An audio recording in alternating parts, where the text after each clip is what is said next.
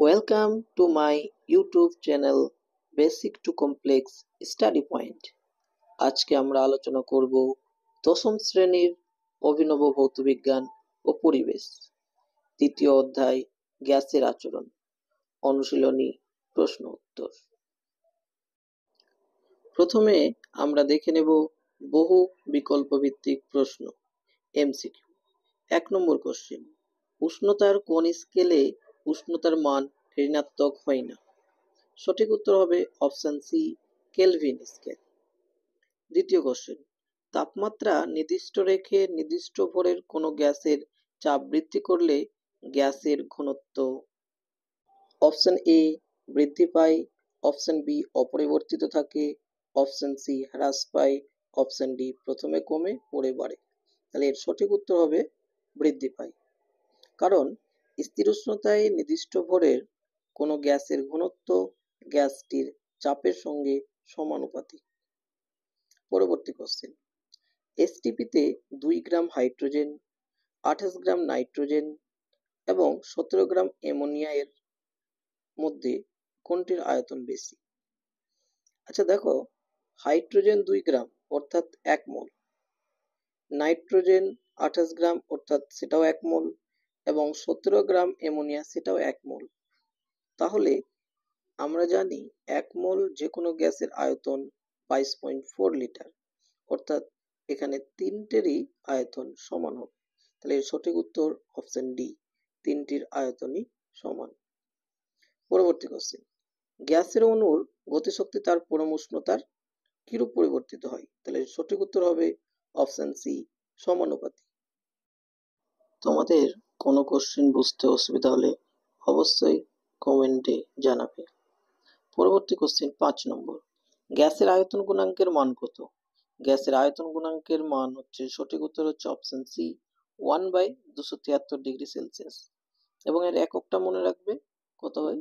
পার degree Celsius বা degree Celsius inverse. পরবর্তী question 6 নম্বর, পুকুরের তলদেশ থেকে উৎপন্ন বুদবুদ জলের উপরিতলে আসলে সেটির আয়তন কি হয়? আয়তন বাড়ে, কমে, একই থাকে, না কোনো ক্ষেত্রে আয়তন বাড়ে, কোনো ক্ষেত্রে আয়তন কমে?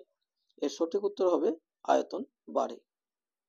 7 নম্বর কোশ্চেন, একটি বাস্তব গ্যাস আদর্শ গ্যাসের মতো আচরণ করে কখন করে? কন্ডিশনটা ঠিকভাবে মনে রাখবে, নিম্ন চাপ অর্থাৎ চাপটা হবে খুব কম এবং তাপমাত্রাটা হবে খুব উচ্চ, অর্থাৎ বেশি তাপমাত্রাতে এবং কম চাপে।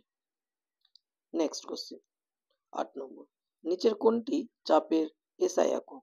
তাহলে চাপের এসআই একক হচ্ছে নিউটন পার মিটার স্কয়ার বা নিউটন মিটার টু দি পাওয়ার -2, কারণ আমরা জানি চাপ সমান হচ্ছে বল বাই ক্ষেত্রফল এবং বলের এসআই একক হচ্ছে নিউটন এবং ক্ষেত্রফলের এসআই একক হচ্ছে মিটার স্কয়ার। তাই চাপের এসআই একক হচ্ছে নিউটন পার বর্গমিটার বা নিউটন মিটার টু দি পাওয়ার -2। এরপরে কোশ্চেন দেখো 9 নাম্বার, 44.8 লিটার কোনো আদর্শ গ্যাসের জন্য এসটিপিতে পিভি এর মান কত? আমরা জানি আদর্শ গ্যাসের ক্ষেত্রে পিভি ইকুয়াল টু এনআরটি। তাহলে দেখো অপশনগুলো আরটি আকারে আছে এবং আমরা যদি বের করতে পারি এন এর মানটা কত, তাহলে আমরা পিভি এর সঠিক উত্তরটি পেয়ে যাব। আমরা জানি 22.4 লিটার সমান 1 মোল, তাহলে 44.8 লিটার সমান কত হবে? 2 মোল। তাহলে PV equal two nRT equal to আমরা লিখতে পারি 2RT। তাহলে পিভি ইকুয়াল টু 2RT, তাহলে সঠিক উত্তর হচ্ছে 2RT, অপশন এ। ঠিক একই রকম কোশ্চেন আছে, পরবর্তী কোশ্চেনটা দেখো 10 নাম্বার, 22 গ্রাম কার্বন ডাইঅক্সাইড গ্যাসের অবস্থার সমীকরণ কত হবে? আমরা জানি অবস্থার সমীকরণ হচ্ছে পিভি ইকুয়াল টু এনআরটি। তাহলে এখানে আবার দেখো এন এর মানটা যদি আমরা বলতে পারি তাহলে সঠিক উত্তরটি পেয়ে যাব। আমরা জানি 44 গ্রাম কার্বন ডাইঅক্সাইড সমান 1 মোল, তাহলে 22 গ্রাম কার্বন ডাইঅক্সাইড সমান কত হবে? 0.5 মোল, অর্থাৎ পিভি সমান কত হবে? 0.5 আরটি।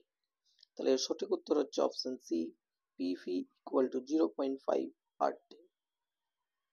এরপর আমরা দেখব অতি সংক্ষিপ্ত উত্তর ভিত্তিক প্রশ্ন। প্রশ্নের মান 1, প্রথম কোশ্চেন দেখো, এসআই পদ্ধতিতে গ্যাসের চাপের একক কি? আমরা আগেই দেখলাম গ্যাসের চাপ সমান বল বাই ক্ষেত্রফল। তাহলে গ্যাসের চাপের একক কি হবে? বল বাই ক্ষেত্রফলের একক, এবং সেটা হবে নিউটন পার মিটার স্কোয়ার বা নিউটন মিটার টু দি পাওয়ার -2 অথবা পাস্কেল। এরপর কোশ্চেন দেখো, -27°C উষ্ণতায় পরম স্কেলে মান কত?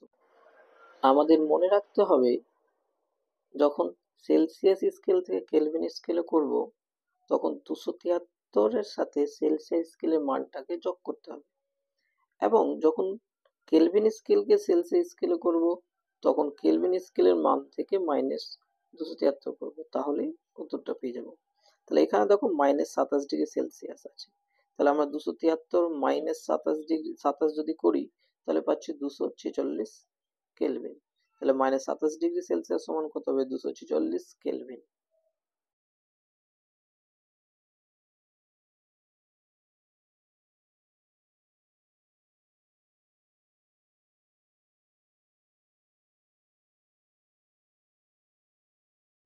পরবর্তী কোশ্চেন দেখো, 2-3 নম্বর, পরম শূন্য উষ্ণতায় আদর্শ গ্যাসের আয়তন কত?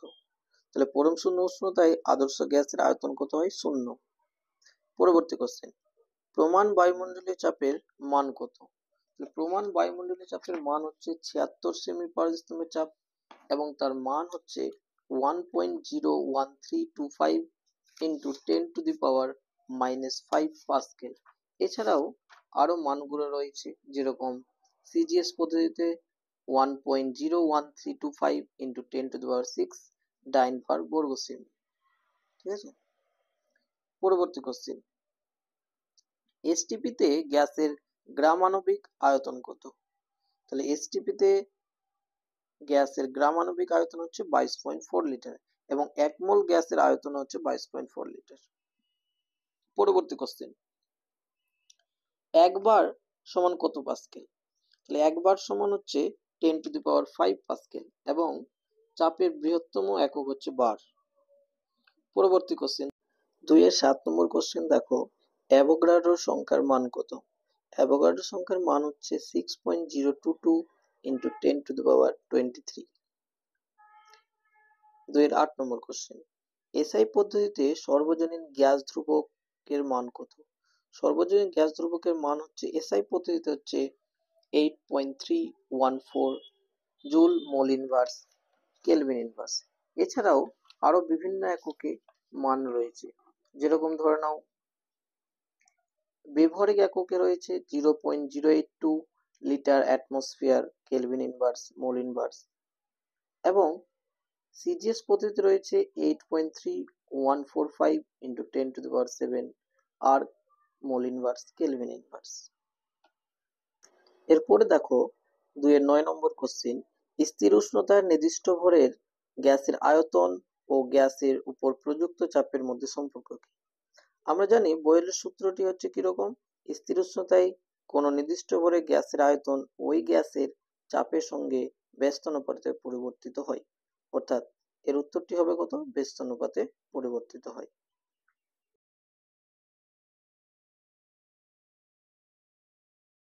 2-10 নম্বর কোশ্চেন, বয়েল ও চার্লসের সূত্রের সাধারণ ধ্রুবক লেখো। আমরা জানি বয়েলের সূত্রের ধ্রুবকগুলো হলো গ্যাসের ভর ও উষ্ণতা, এবং চার্লসের সূত্রের ধ্রুবকগুলো হচ্ছে গ্যাসের ভর ও চাপ। তাই বয়েল এবং চার্লসের সূত্রের সাধারণ ধ্রুবকটি হবে কি? গ্যাসের ভর। পরবর্তী কোশ্চেন দেখো, বয়েলের সূত্রের গাণিতিক রূপটি লেখো। আমরা জানি বয়েলের সূত্রটি হচ্ছে স্থির উষ্ণতায় কোন নির্দিষ্ট ভরে গ্যাসের আয়তন ওই গ্যাসের চাপের সঙ্গে ব্যস্ত অনুপাতে পরিবর্তিত হয়। আমরা যদি ধরে নিই যে স্থির উষ্ণতায় নির্দিষ্ট ভরের কোন গ্যাসের চাপ P এবং আয়তন V, তাহলে বয়েলের সূত্র থেকে পাবো V proportional to 1/P যখন গ্যাসের ভর এবং উষ্ণতা স্থির। তাহলে আমরা সেখান থেকে পাই PV ইকুয়াল টু ধ্রুবক। তাহলে বয়েলের সূত্রের গাণিতিক রূপটি হচ্ছে PV ইকুয়াল টু K, কেটা হচ্ছে একটা ধ্রুবক। এরপর দেখো 12 নম্বর কোশ্চেন, PV এর এসআই এককে মান কি? তাহলে পিভি এর এসআই এককে মান হবে জুল, যেটা কার্যের একক। তাহলে পিভি এর এসআই এককে যে মানটা সেটা কার্যের এককের সাথে সমান হয়, সেটা মনে রাখবে। পরবর্তী কোশ্চিন, এসটিপিতে কত গ্রাম অক্সিজেন গ্যাসের পিভি এর মান হবে 224 লিটার অ্যাটমসফিয়ার। আমরা জানি অক্সিজেন অণুর আণবিক ভর হচ্ছে 32 গ্রাম পার মোল। তাহলে অক্সিজেন অণু সমান বলতে পারি এখানে 10 মোল। তাহলে অক্সিজেন অণুর পরিমাণ কত হবে? 10 × 32 সমান 320 গ্রাম। ঠিক আছে, এরপর আমরা দেখে নেব শূন্য স্থান পূরণ করো। প্রথমেই আছে আদর্শ গ্যাস সমীকরণটি কত? আদর্শ গ্যাস সমীকরণটি হচ্ছে কি পিভি ইকুয়াল টু এনআরটি। পরবর্তী কোশ্চেন 2 এর 15 নম্বর, এসআই পদ্ধতিতে আর এর মান কত? এসআই পদ্ধতিতে আর এর মান আমরা দেখলাম কিছুক্ষণ আগে 8.3145 joule mole inverse kelvin inverse. এছাড়া আরো মানগুলো ছিল সেগুলো দেখে নেবে। পরবর্তী কোশ্চেন 2 এর 16 নম্বর, আদর্শ গ্যাসের ক্ষেত্রে পিভি বনাম পি লেখচিত্রটি একটি ড্যাশ। আমরা জানি আদর্শ গ্যাসের ক্ষেত্রে পিভি বনাম পি লেখচিত্রটা পি অক্ষের সমান্তরাল সরলরেখা হয়। তাহলে লেখচিত্রটি হবে কি একটি সরল রেখা।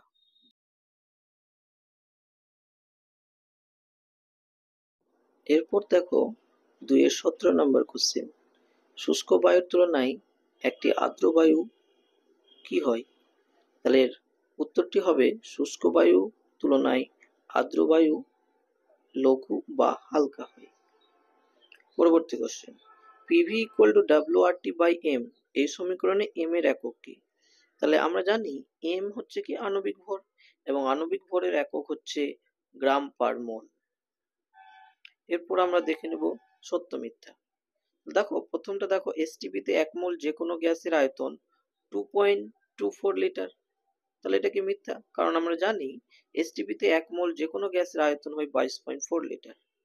এরপর দেখো 2 এর 20 নম্বর কোশ্চেন, আদর্শ গ্যাসের বাস্তবে কোনো অস্তিত্ব নেই? অবশ্যই নেই, কারণ বাস্তবে আদর্শ গ্যাসের কোনো অস্তিত্ব নেই। আদর্শ গ্যাস হলো এক প্রকার কাল্পনিক গ্যাস। তারপরে কোশ্চেনে দেখো 2 এর 21 নম্বর, উচ্চ উষ্ণতায় ও উচ্চ চাপে বাস্তব গ্যাস আদর্শ গ্যাসে নিয়ে আচরণ করে না, কারণ আমরা জানি টেম্পারেচারটা হাই হবে, অর্থাৎ চাপটা কম হবে এবং উষ্ণতাটা বেশি হবে, তাই এটি মিথ্যা।